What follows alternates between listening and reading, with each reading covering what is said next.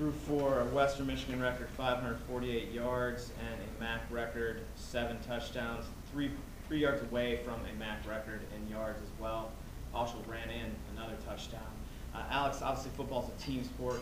The team suffered a loss. How long will it take you and Jordan and other members of the team to be able to take a step back and look at how special your guys' performance was this past Tuesday?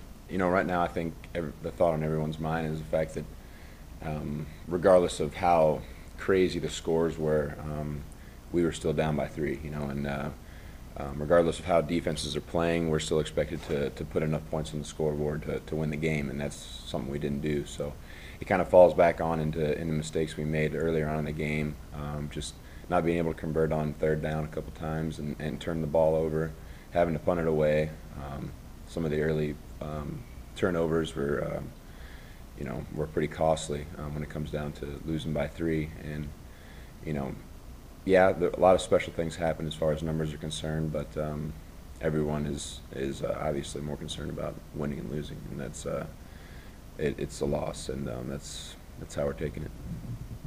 How do you guys? The defense gives up 804 yards, and how do you keep from getting overly frustrated with that group? How do you keep from the divide? You guys are putting up 63 points and 45 points.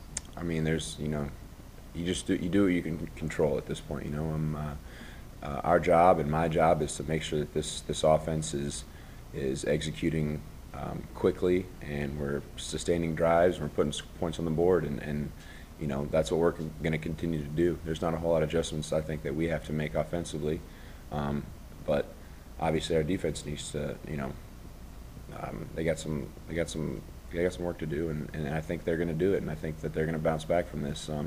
You know, they had 6 turnovers, so that's not only was a lot of yards given up, but they, you know, 6 takeaways is pretty incredible, and in a game like that, it definitely helped us. I mean, I turned the ball over on the 1-yard line, and you know, 3 or 4 plays later, it's a pick 6. So they, you know, they bailed us out on a lot of things. So they're going to bounce back, and I think this week we're going to need the whole team to win this one. On the touchdown to Musselman, were you in the stack eye on that play? Yeah. Yeah. Okay. It seems, you know, and I know that you're trying to play that offense fast, and that's part of the design of the offense. You think sometimes it's almost too fast, where, like on the fumble, it looked like things didn't get settled. It looked like you were just rushed to the point where you took the snap too early. Yeah, just kind of a little QB center exchange issue. Kevin wasn't quite ready, didn't have a grip on the ball yet, and I was already ready to go and snap it because everyone was set, and you know, in that instance, yes, absolutely. I think we went too fast, but as far as our pace throughout the game, otherwise, I think it's one of our strongest things. Did you watch the Miami-Ohio game last night? Yes. How does their defense set up for our offense? Do you think did you see things last night that made you drool a little bit and say, I can pick these guys apart? You know, they're a good football team. Got a good defense, #1 pass defense in the MAC, and that's something we're definitely taking into consideration. And also a good offense, good quarterback, and Zach Dysert. Watched a lot of tape on him, and it's going to be a challenge for us, absolutely. But I think we're up to the challenge. You talk about bouncing back. Toledo really is sitting next to the beat writer for the Toledo play. He didn't think that they were, you know, until a couple turnovers kind of got them going, didn't think they were really as engaged, maybe or prepared as they should. Is it difficult after kind of a game where you put that much in? Absolutely. I mean, you do so much, and it was such a long game, and I mean, crazy game, and to not come out on top, you know, leaves you questioning everything you did throughout the game, and that's something that's the difference between winning and losing in a lot of things, because when you win, nothing really matters. You know, you got the win, and then but it seems like every time you lose, it's just everything creeps in your head about what you could have done differently here or here, and if that would have been enough to change the outcome of the game. I loved your attitude at the end of the Michigan game where, you know, you had them on the ropes, and, you know, you just had that one more quarter. Same thing here, right down to the end, you felt like if you could just get the ball back, Yeah. you could win that game. Absolutely. Talk about that, I mean, and how could score at any time. Yeah, I think the way we were operating on offense made us really dangerous. And if we would have got the ball with any time whatsoever, I think, you know, it's a different outcome.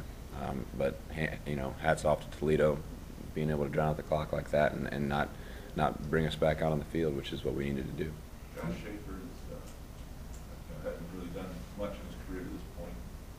Very good in a couple plays. You used to talk about that showing from him, and he was in Yeah. where he's supposed to be on that double. On Yeah, the throw and everything. absolutely. I mean, Josh is a phenomenal athlete.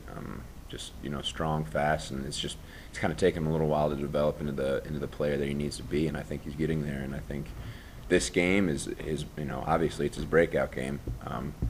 He's a great athlete, and the more playing time he gets, the more comfortable he's going to be out there, and the more dangerous he's going to be. And you know, I mean, it takes 3 guys to tackle him. Like, he's a beast. So we're really looking forward to seeing how he's going to develop.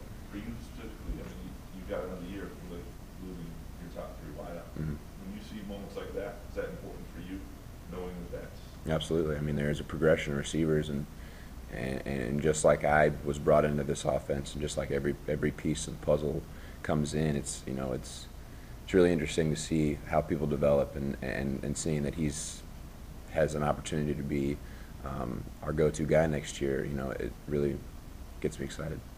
How, you know, you completed 38 or some crazy number of passes, but 16 of them to Jordan White. It continues to amaze me that he gets that open.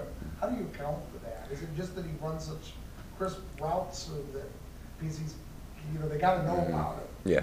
I think, honestly, we have other weapons as well, and I think that you know, what we're doing now allows them to make plays as well, and we can make plays on other parts of the field besides Jordan. And when we do use Jordan, it's effective because we're not just keying in on him every single play.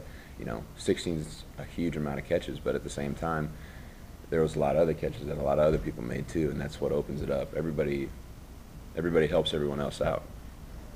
just what, I mean, what's still at stake in terms of winning season and potentially what we help you get over, and the understanding that if you don't win next week, all those things are gone. I mean, we just got to think 1 week at a time. We got to think we got to get a win. You know, you can't get too focused on what's going to happen here, what's going to happen there, if we get a bowl bid or whatever. You know, I mean, our goal is to win 2 games, and that is about as simple as it ever needs to be. Is it tougher to get over losses like this, maybe where like you got the best passing game in school history, or more when like Eastern or Northern Illinois with offense would get going? Loss is a loss. I mean, it's taken how it is. It's how it's expected to be taken, whether it's no matter what happens. I mean, I think at that point, I don't know. I mean, they both losing hurts no matter what. Did you realize towards the end of the fourth quarter that you had so many passing yards that you had broken the record again? No, again, I was just focused on the scoreboard more than anything. I mean, when you're in a game like that, it's not about, oh, sweet, I'm getting a lot of yards or whatever. You know, it's look at, you know, we're down by 3 or we're down by 7. You know, we gotta come back.